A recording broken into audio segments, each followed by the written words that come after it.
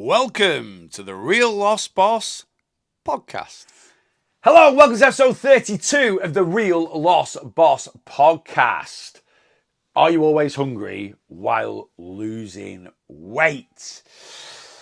I think this is quite a common one. Why am I doing this podcast today? I'll tell you why. I'm having a hungry day.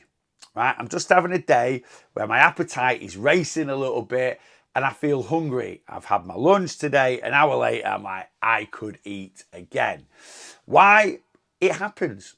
You know, it's a psychological thing. That's what I put it down to. I don't think it's anything physical. I've eaten no different today than what I normally eat. And I kind of woke up this morning thinking, today could be a hungry day. So it does happen. It happens every now and then. It happens every now and then, whether you're trying to lose weight, whether you're trying to maintain your weight, whether you're trying to gain weight, I suppose. What I'm trying to say is what you're currently doing at the moment. We just have to accept that, you know, every now and then our appetite is different the odd time. The odd time it's fine. What do we do if it is the odd time? Well, you just need to fight it a little bit. That's what I'm doing today. I'm fighting it a little bit. And you can do that for a day. If you are constantly hungry, you're not going to constantly fight it. You're going to find it very, very hard. And that is going to really sort of interfere when it comes to controlling our calories consistently, going into that consistent calorie deficit. Remember, the only way we lose body fat is by consistently consuming less calories than we burn. But if we constantly feel hungry, hunger is a negative emotion. A lot of people think negative emotion is just stress, anger, depression, things like that. No, there's lots of different negative emotions out there. I've talked about them before. Loneliness, sadness, boredom, hunger, negative emotion. And if we are emotional eaters, any constant negative emotion, we're going to use food as a distraction from that. And of course, hunger, we are definitely going to use food as a distraction from that. So, we need to start controlling our appetite. And it's a big thing. It really, really is. If you want to have long-term success on this journey, not only to consistently stick to a calorie deficit so you get to your goal, but if you then want to maintain your weight loss once you've achieved your goal, then you need to learn self-control around eating. You need to learn to control your own eating patterns, you know, what you eat on a day-to-day basis. And like I say, I've done that. I've got great self-control around food. And when I have this odd day where I'm just a bit more hungry, which happens every now and then, don't get me wrong, I might give into it a little bit. I might go, do you know, I'm going to have slightly bigger portions of food, but I certainly won't blow my calorie allowance because, like I say, I've got self-control around eating. And if you've got that self-control around eating, the odd day where this hunger might strike, because it happens, like I say, whether you're trying to lose weight or not, it's a natural response sometimes from the body, depending on what's going on. You will be able to fight it for the odd day. But we need to cut out that constant hungry feeling because it's not nice. It really, really isn't. Okay, we've got two hunger hormones in our body. One's called ghrelin and one is called leptin. And one basically tells the body or the brain that we are hungry, and one tells the brain we've had enough food. Ghrelin is the one that tells the brain we are hungry. It kind of circulates around the stomach and it sends a signal to the brain saying, I'm hungry, I need food, get this human to go get some food to put into my system. There's lots of reasons why it triggers. It triggers because, yes, you are hungry. It can trigger at, set meal times. If your body's used to eating at a certain time, your ghrelin hormone can trigger. It can trigger because of dehydration. It can trigger because of boredom. It's not just being hungry that this, hormone can trigger, but the ghrelin hormone. It's the hormone that tells us we are hungry. And leptin is the hormone that tells us we've had enough. Right, we've had enough. And again, that can sort of trigger for a lot of different reasons. And again, leptin can be a lot higher in other people. It can work different in other people. You know, I always think people that, and you'll all know someone, these slightly strange people that, you know, get full very quickly or aren't even interested in food. Who are you? How can you not be interested in food? I just think they have abundance of leptin sort of floating around in their system, which is strange really, because studies show that the thinner we are, the lighter we are, actually, you know, the less leptin is in our system. So basically, you think this would be the other way around. The lighter, thinner you are, yeah, there's less leptin to tell the body that you've had enough food. And I assume that's because, you know, certainly if you're underweight, the body doesn't want you to be underweight. The body wants you to be a happy and healthy weight. And that is not a skinny weight. Likewise, if you are overweight, if you are obese, your leptin hormone is really, really high. And you've got lots of signals saying you don't need any more food, you don't need any more food, you don't need any more food. So how can that be? How can obese people constantly overeat if this leptin hormone is, you know, abundant the heavier we are? We build up a resistance to it. The body builds up a resistance to it. We can shut it out. And that's certainly true in my case. You do not get to being 37 stone unless you consume a lot of food. So if I had an abundance of leptin hormone flooding around my body, doing what it should be, I wouldn't have got 37 stone. But I've shut it out. And I think, you know, even though I've lost half my body weight, honestly, I can still eat and eat and eat. The amount of food I can eat, certainly in one go or certainly in a 24-hour period, is still the same, if not more nowadays than when I was 37 stone. But I have learned self-control around eating. Okay, so what can we do on a day-to-day basis if we're constantly feeling hungry and our leptin hormone that says we've had enough food, which kind of basically, you know, I don't quite know the 100% science around this, but this is what I'm kind of surmising. As ghrelin floods into the body for different reasons, it kind of pushes leptin away. And then as leptin floods in, it kind of, you know, they're a yin and a yang, basically. Very similar to cortisol and serotonin. Cortisol is our stress hormone. Serotonin is our happy hormone. When cortisol levels are high, serotonin is low. When serotonin's high, cortisol is low. So it's, again, like a yin and a yang. So ghrelin's high, leptin's low, leptin's high, ghrelin's low. I assume that's kind of how it works, but I don't technically know that. If anyone does know that, let me know in the comments how exactly that works. But anyway, whether these things I'm going to talk about now work to suppress the ghrelin hormone, whether they work to activate the leptin hormone, you choose between you. But, or, you know, you decipher that in your own mind. The things I'm going to talk about now are just things that I've done on my own journey. And I have studied these as well. And they are definitely, you know, proven ways to control appetite. So whether something I say now is going to help with that ghrelin situation, whether it's going to help with the leptin situation, you decide that. But basically, if you build these things I'm going to talk about now into your overall lifestyle, you make these a habit when it comes to your lifestyle, it's really going to help overall controlling your appetite, controlling how hungry you feel, and then controlling how much food you feel you need to eat before you've had enough.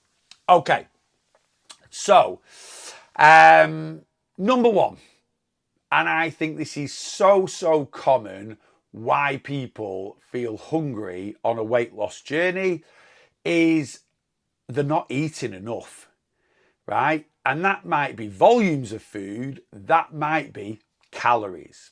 Okay. Most people try and lose weight through using some sort of crazy fad diet. And that crazy fad diet could be Slimming World, it could be the ketogenic diet, it could be the Cambridge plan, it could be intermittent fasting. All these methods are restrictive and they're going to maybe over reduce the amount of calories you should be consuming. Remember, that's the only way we lose body fat is consuming less calories than we burn. And if you lose consistent weight on Weight Watchers, Slimming World, ketogenic diet, intermittent fasting, Cambridge plan, Slim Fast Shakes, Herbalife, all that nonsense, right? It's because they've given you the tools to consume less calories than you burn. And if we take something like the Cambridge plan is basically an 800 calorie a day diet. You're going to feel hungry eating 800 calories a day. The recommended amount of calories for a 10, 11-year-old child leaving primary school, going to high school, is 1,100 calories a day. As a full-blown adult, if you're going to consume 300 calories a day less than a child should be consuming, of course you're going to be hungry. Calorie deficit, consuming less calories than we burn, not starving ourselves. Whether you go 1 calorie under what you burn, or you go 1,000 calories a day under what you burn. Calorie deficit is calorie deficit. There's no sort of parameters. But for me, there is a calorie deficit sweet spot. And the calorie deficit sweet spot is 500 calories a day on average, 3,500 calories a week. If you eat 3,500 calories a week less than you burn, not eat 3,500 calories a week, crying out loud, please don't be doing that. 3,500 calories a week less than you burn, for most people, especially if your movement's pretty decent, you're going to be in a calorie deficit. You're going to consistently lose a pretty decent amount of body fat, but you're not in a restrictive calorie deficit. You're not going to be consuming way less than you are burning.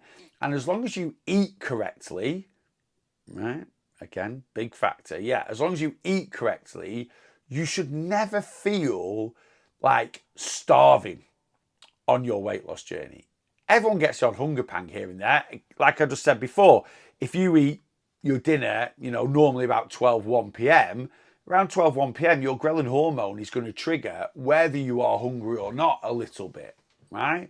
But like I say, if you put all these things I'm going to talk about into your lifestyle, you'll just be able to control it. If you're generally not hungry at 1 p.m, you'll be able to go, no, I'm not hungry. I don't need to. Yeah, I only ate 2 hours ago. I'll eat in an hour or so. Okay. So are you eating enough? And are you eating enough calories? Number one. And then are you eating enough food? What are your calories made up of? Yes, you can eat whatever you want within a calorie deficit and consistently lose body fat. But we do have to look at volume. A double cheeseburger from McDonald's is 440 calories and it weighs 155 grams. It's literally, the size of a tennis ball or something like that. It ain't very big. For 440 calories, you are not getting much food into your system. Certainly in terms of volume, you're certainly getting no nutrition in. For 440 calories, you could have a medium-sized chicken breast for about 160 odd calories. You could have 100 grams of peas, 150 grams of carrots, and 200 grams of new potatoes. 155 grams worth of food for a double cheeseburger from McDonald's. Chicken, new potatoes, and veg, over 600 grams. 4 times the volume of food for the same amount of calories. Now, I'm not saying you only need to eat chicken, new potatoes, carrots, and peas. And I'm also not saying not to enjoy the odd double cheeseburger. But it's where the majority of your diet is going to lie. If the majority of your diet is healthy and nutritious, right, that means you're going to get a lot more volume. You're going to get a lot more lower calorie, higher volume foods in. It means you're going to be able to bulk meals out with lots of veggies. You're going to get lots of fruit into your diet. And all these things, certainly fruit and veg, for the amount of volume you get, are extremely low calorie. sometimes I used to struggle when I first started online weight loss coaching, and some people would come to me and go, Neil, you've given me 2,300 calories a day. I can't eat all those calories. My first response to that was, right, let's have some home truths here. You know, you currently weigh 24 stone. Okay. You have consumed way more than 2,300 calories for the last 10, 15 years. So, you know, you've been eating on average 3,000 calories, 3,500 calories a day to get to the position you're in at the moment. So please don't tell me you can't eat 2,300 calories. And I used to think people were doing that because, you know, we've sort of been told in the past to lose weight, if you're going to look at calories, needs to be 800 calories a day, 1,200 calories a day. And it's just that psychological block. I think people panic when they see, you know, I get clients that panic seeing 16, 17, 1,800 calories. So, you know, clients that see flipping 2,000, 2,300 calories, and I always thought that was the mental block. But when people come on my one-to-one plan, and by the way, guys, if you do want to work with me one-to-one, have me as your one-to-one weight loss coach, all the details will be in the description of this podcast. When clients come on board with me, they get a weight loss ebook. Basically, it's called the Real Loss Boss Weight Loss Foundation Guide, something like that. And in there, I have the Real Loss Boss 80-20 split diet. And if my clients read that and follow that, their volume is going to be pretty damn decent. You know, they could possibly consume more volume of food eating in a calorie deficit than when they were eating in a calorie surplus. I'm not saying that's necessarily always going to happen, but like I just said there, if you go to McDonald's and you get a McChicken sandwich meal, medium, with a Coke Zero, it's about 770 calories for literally a few mouthfuls of food. Whereas 770 calories, I can make a great big whacking roast dinner, cottage pie, you know, chicken fajitas, gammon, egg and chips. You can make a lot more volume. And yeah, maybe people just aren't used to eating such big volume. When I look back on me being 37 stone, of course, I had meals that were gargantuan, that were extremely big. But not every single meal was like that. But one thing I can guarantee is when I was 37 stone, most of my meals were calorific. Okay, so make sure you're eating enough. Healthy, sustainable calorie allowances for weight loss. You come on plan with me, that is exactly what you get. There is no starving, no constant hunger on my plan. And like I just said there, you can eat what you want. And I don't tell you what to eat on my plan. I leave it down to you, but I guide you on how to eat a much healthier diet. And if you follow that guidance, you know, 8% of your diet being healthy and nutritious means you're going to get a great amount of volume into your eating for the calories I give you. 20% of your diet can be whatever you want to eat. That's the rule I follow. It's a rule I have followed for pretty much all my weight loss journey, and it's how I, you know, coach my clients. Structuring your calories. Structure your calories correctly for you. There's no right and wrong answer for this. And when I say structure your calories, what I'm talking about is how are you eating your calories throughout the day? And again, there's no right or wrong answer for this, you know. Some of you people might be having, some of you guys might be having, you know, X. This is again how I coach my clients. I give my clients so much for breakfast, so much for lunch, so much for dinner, and then an extra pot called snacks and extras. So for example, if you were eating 2,000 calories a day on average, I'd get you to bank a certain percentage of that to have 1 or 2 higher calorie days, normally at the weekend. So we might bank 200 calories. So that means your allowance is 1,800 calories a day. And an example of a calorie structure for that would be, you know, 300 calories for lunch, 300 calories for breakfast, 500 calories for lunch, 600 calories for evening meal, and then 400 calories for snacks and extras. And what snacks and extras is is it's a pot that you can use for snacks. So you might have a 200 calorie protein shake mid-afternoon, and then you might have a protein bar at night time. So that'd be your 400 calories. Or you can use it for extras. So I give you 600 calories for your evening meal, and your evening meal might be 700 calories. So you take 100 out of your snacks and extras. So you can top up main meals with it, or you can use it on snacks, on foods that you would eat in between your main meals. But you've got to, I always give my clients an example of a calorie structure, but you have got to find what works for you. If you're not a breakfast person, don't be forcing food down your neck in the morning. If you're just someone that wants to eat lunch, your tea, evening meal, dinner if you're posh, right, and then have a bit of a snack at night time, find what works for you. Again, if we use that Monday to Friday 1800 calories because we're banking 200 for the weekend, if it works for you to eat 900 calories for lunch and 900 calories for your tea and that's it, fine.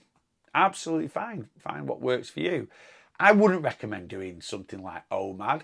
I don't recommend intermittent fasting, and what I've just said there is intermittent fasting. But if it works for you, the time windows of when you eat, that's fine. For most people, it wouldn't. It would be too restrictive.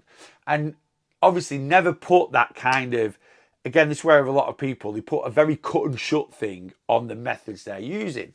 So you might not be a morning person, but if one morning you wake up and you're a bit hungry, this is the issue with intermittent fasting. You go, no, I can't eat till 12 p.m. I need to fight it. Well, that in turn can trigger overeating. But if you are generally hungry, have some breakfast. It might be the case of, 2 mornings a week you enjoy breakfast, 5 mornings a week you don't bother. The next week you might have breakfast 4 mornings a week, not bother for 3. The week after you might not eat breakfast. Again, you've got to find what works for you. Likewise, you might be like, no, I'm going to eat 6 250 calorie meals a day or something like that, and then, or 7 250 calorie meals a day. You've got to structure your calories right for you. One common trend I found is if people go long periods of time without eating, it can trigger overeating. If you get to a meal time, I've already talked about how ghrelin is released in your body. If ghrelin is released in your body genuinely because you are hungry, because your body's saying, I need food, and you suppress that or just try and fight it or ignore it because, again, I can't eat till 4 p.m. or I can't eat because you're doing some crazy different fast or something like that, that can trigger overeating. I call it calorie chasing. So that is a common trend. So always take that into account when you're structuring your calories. But genuinely, if you're someone that's like, I'm not intermittent fasting, but I'm just not a breakfast person. The first time I eat is lunch, then I have a mid-afternoon snack, then I have my tea, then I have an eat. Fine. You've got to find what works for you. You might need to mess around with it a little bit. A bit of trial and error, but structure your calories right for you. Me personally, I probably have breakfast 5 days a week. Sometimes I'll have it every day, but more often than not, I'll have breakfast 5 days a week. 2 days a week I don't have it. Monday normally, because Sunday's normally a high calorie day. I just never that hungry on a Monday. It's always my lowest kind of calorie day. And then sometimes, depending on when it falls between doing a live and going to the gym. So for example, I might come and do a live in here 8:30 till 9:30. On TikTok. Come into the office, do a TikTok live 8:30 till 9:30, and then, finish that, do a couple of emails, do a couple of bits and pieces, and next thing, we're off to the gym. All right, and then we go train in the gym for an hour. Keep him busy. I won't go into that now. That's another one, further down the line. But anyway, we go to the gym, and then I train in the gym 10 till 11.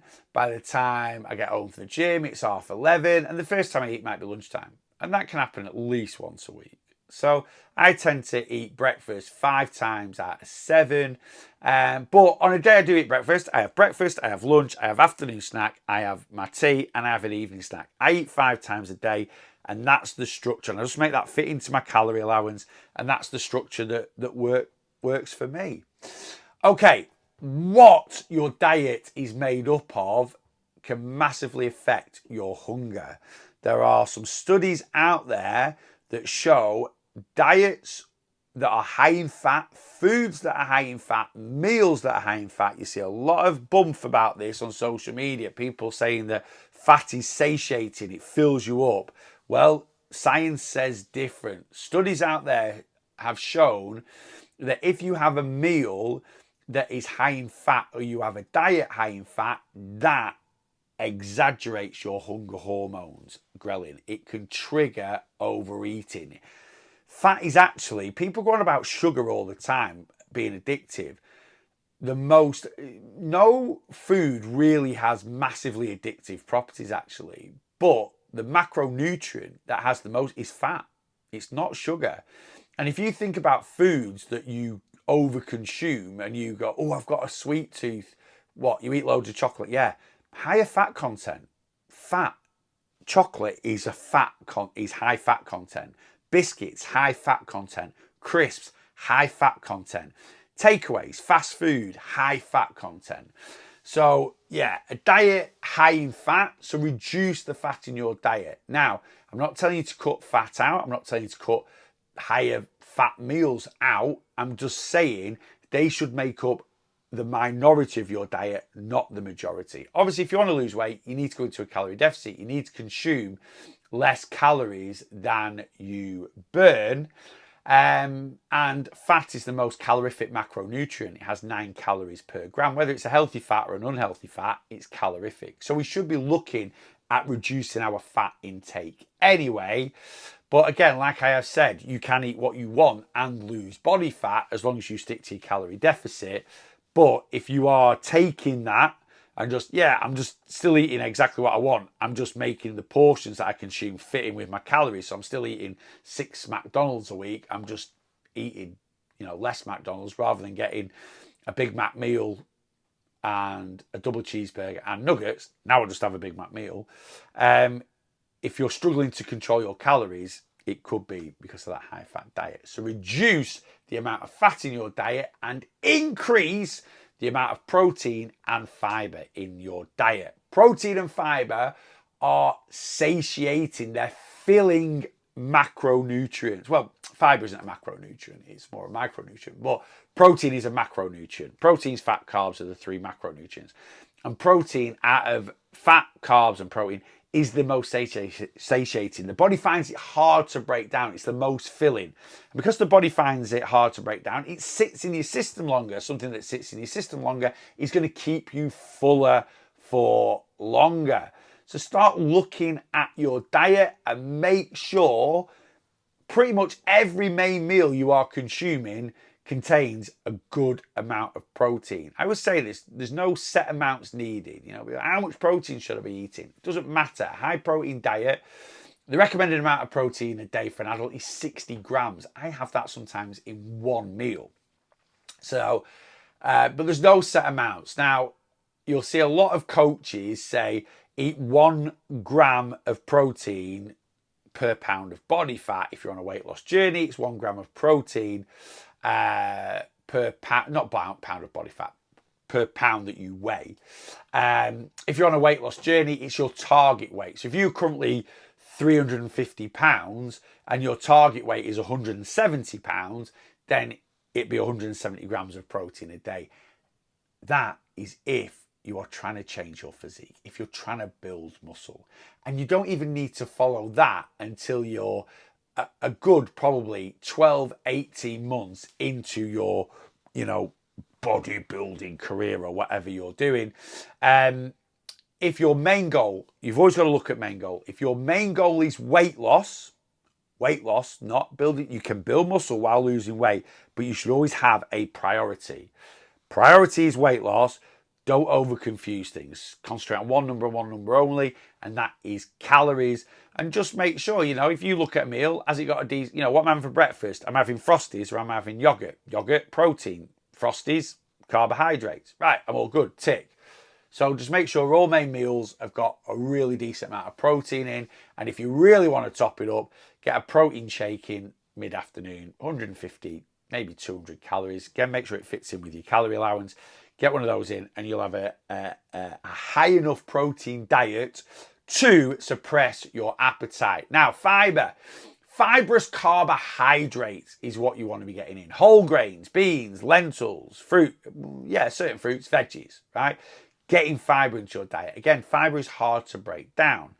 It fills us up, right? So again, reduce the amount of fat in your diet.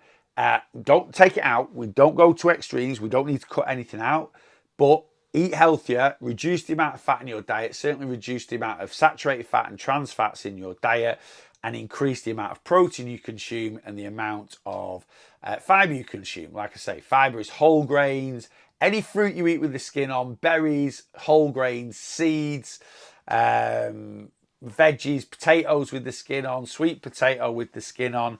Absolute cheat code for fiber: beans, peas, mushy peas. I'm a northerner. I blooming love mushy peas. I'm having them tonight with my tea. And 200 grams of mushy peas has over half your daily amount of fiber required. So yeah, increase the fiber in your diet. If you currently have quite a low fiber diet, do not go overnight to a high fiber diet because you will struggle going to the toilet. You need to kind of ramp it up. All right. So if your diet is fairly low in fiber, just start introducing a few more fibery foods. Get starting with some mixed berries on your breakfast in the morning, and when you're having your potatoes at night time, if you're doing your air fried chips or your air fried roast potatoes, just make sure you leave the skin on. That will ramp up the fiber. Make sure you're getting veggies in with your main meal. Get your whole grains in. If you're currently having white bread, switch to some brown breads are really high in fiber. Not all, some though. Likewise, if you're having normal white pasta, switch to whole wheat pasta, things like that. Just start introducing more higher fiber foods into your diet, and that will bump it up. You could also take a bit of a fiber supplement as well. There are some right dodgy ones online that cost a stupid amount of money, that don't do half the things that the people selling them claim. Just go on, you can get fiber supplements off Amazon for not a lot of money at all. Water, quality H2O. So there's two sides to water when it comes to suppressing your appetite. Number one, water can take up volume in your stomach. So when you were hungry and your mum, when's tea ready? And she'd be like, 20 minutes, have a glass of water. Mum was a very clever person. If you drink a good glass of water, get a glass of water down, a glass of water. How many times can I say glass of water? A lot. 20 minutes before your tea, that water will be sat in your stomach. So when you start eating your tea, you're going to, and one trigger to say we are full is volume in the stomach filling up. Yeah. So have a glass of water before your tea, and then hydration. The body can't tell the difference between being hungry and thirsty unless you've got a dry mouth. And certainly in the Western world, in the UK, where all homes have, fresh water straight to the tap. I know certain places have better quality of water than others and so on and so forth. But there's no reason in the UK for anyone to be thirsty in terms of lack of water and hydration. But if you are dehydrated, that can trigger your hunger hormones. So get your fluid intake up. So glass of water before 20 minutes or so before you have your main meal, and just make sure your hydration's pretty decent. Hydration is great. It doesn't cause fat loss by any means, but if you're nice and hydrated, it is going to help to suppress your appetite. It's also going to increase your energy levels, and both those things are really important on your weight loss journey. Last but no means least, last one from me for this one, is keep busy. Honestly, so many people use being busy as an excuse not to lose weight, and it's a cop-out. It really is. Most excuses that we use are cop-outs. We have to admit that. We have to be honest. The amount of excuses I've used in the past not to concentrate on my weight loss journey, it's a cop-out, especially, and I might trigger a few people with this, and I don't mean to, I'm not that sort of person, but especially when it's around family members being ill or they're struggling at the moment, and I need to concentrate on my kids, I need to concentrate on my parents. I get that, of course you do. They are very, very important. But if you're currently unfit, overweight, unhealthy, and unhappy and miserable with yourself, how is that giving your all to family members that need your support. I beat myself up about this all the time. You know, I lost my dad to cancer 11 years ago. It's nearly 11 years ago. And when my dad was suffering with cancer, I was at my pits. I was 37 stone. I was unfit. I was unhealthy. And it breaks my heart. And I used the excuse of him being ill to overeat, to drink too much alcohol. And it absolutely breaks me thinking just days where, you know, going to visit him and I wasn't physically able enough to help him get in his wheelchair and take him outside for a bit of fresh air, right? Because I was a mess myself. Now, you know, it is what it is, and mental health's tough, and looking after ourselves is tough. But, you know, yeah, we use the excuse of family, and it's a pitiful excuse at times. Don't get me wrong. I get it's hard and it's very emotionally tough, especially when people you love are struggling. And if you're a big emotion, and this is the real reason. I'm a massive emotional eater. I've got a lot of negative emotion going on with my kids, with my mum and dad, or with my family or whatever. And I want to use my coping mechanism to get through it.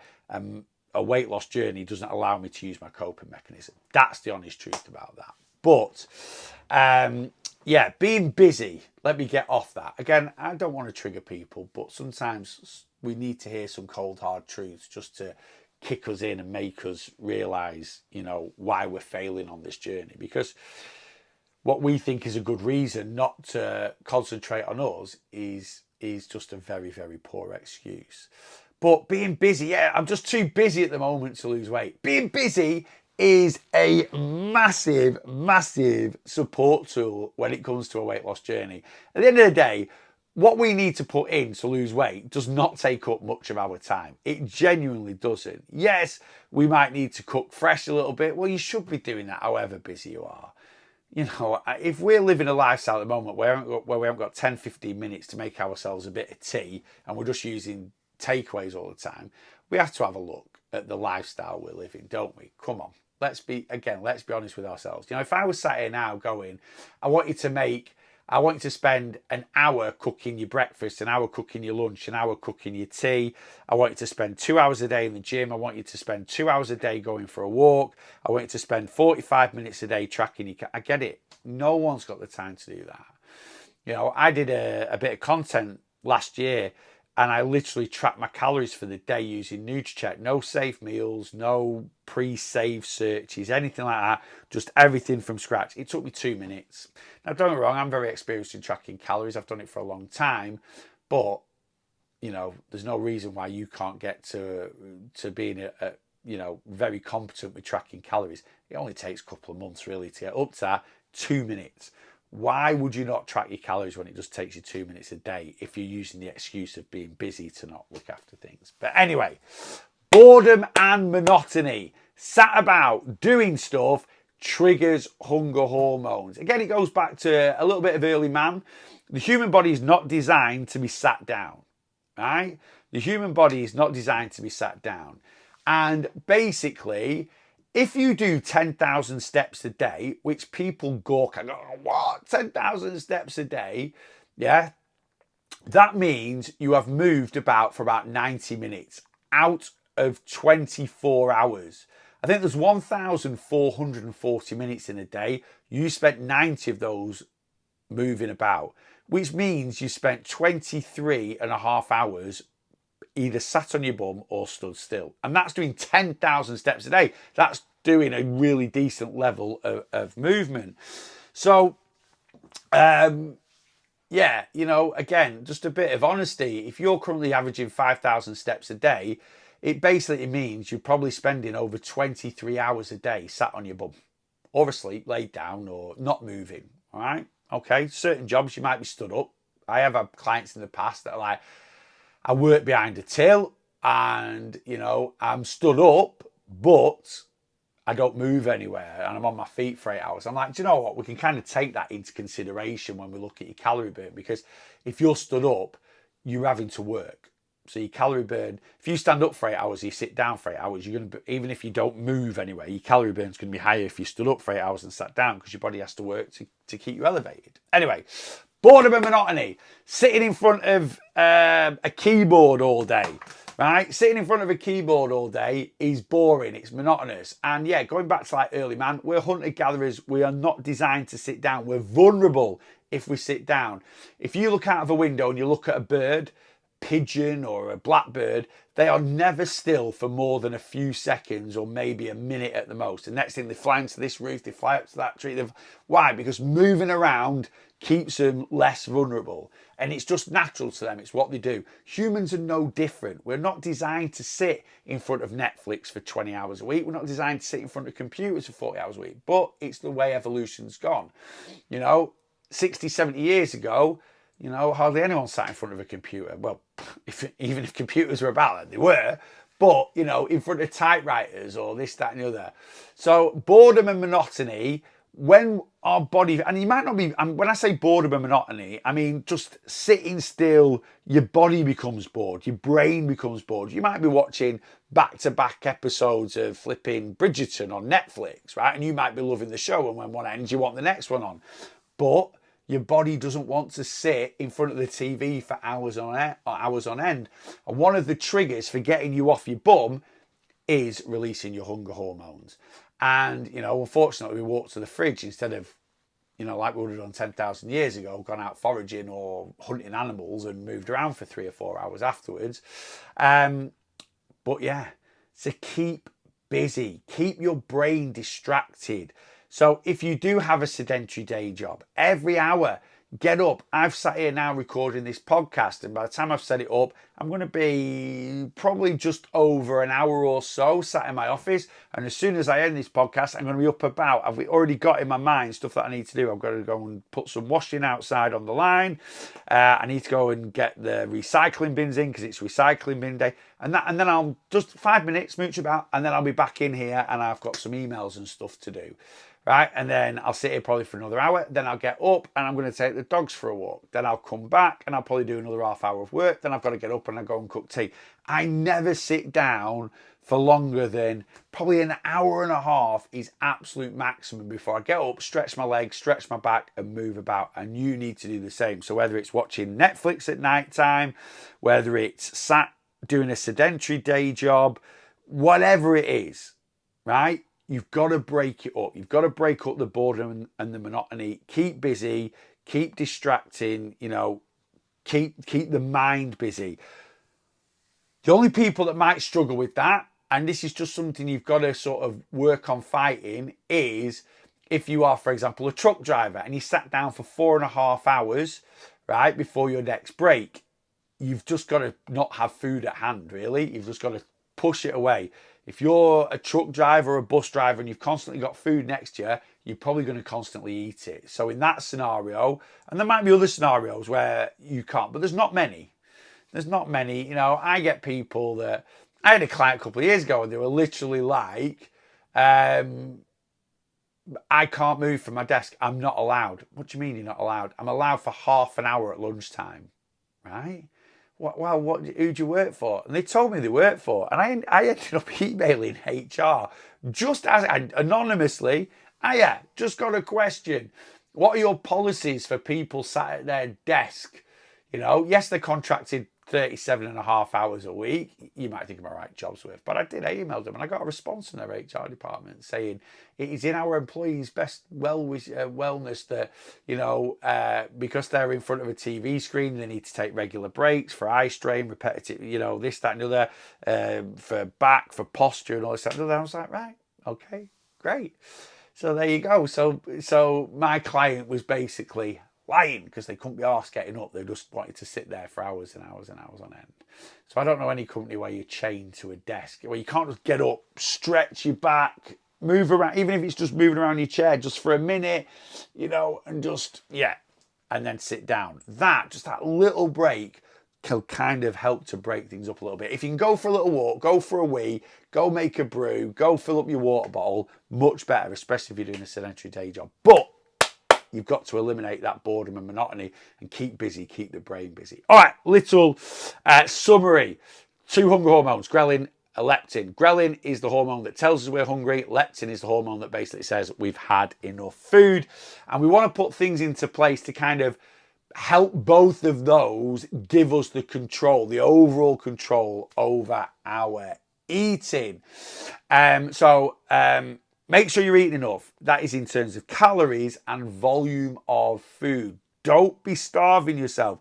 You can have a healthy calorie allowance, but if your diet is very unhealthy, you can have a low volume of food, or you could just have a very low amount of calories. No need for that nonsense. Right, so make sure you're eating a decent amount of calories, whatever diet you're following. Even if you're following the ketogenic diet or you're following Slimming World or whatever, make sure your volume of food is decent and the amount you are eating is decent. Structure calories throughout the day that suit you. Right? It could be 3 main meals a day, 1 snack. It could be 3 main meals like I do and 2 snacks a day. It could be 6 small meals. It could be 2 big meals and 1 snack.